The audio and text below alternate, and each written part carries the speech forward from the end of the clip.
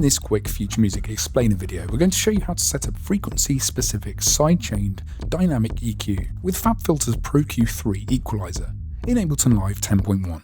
First, to get a feel for our kick drum's frequency content, we'll place an instance of Pro Q3 on its channel and take a look at the plugin's analyzer. We can see the bass drum's fundamental frequency sits about here. Next, we'll remove this Pro Q3 instance from the kick track and place the same instance on the bass track instead. As we want the kick to trigger our EQing over the bass, we'll select the project's kick track in this external source selector, which is new for Ableton Live 10.1.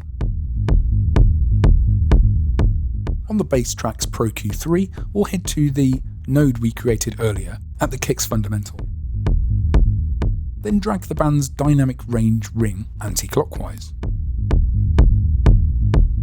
This creates a dynamic EQ notch at that region, although it's not listening to the external trigger signal yet.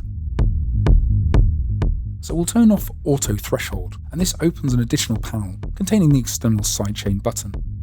After activating this, the plugin now listens to the kick signal we piped in earlier.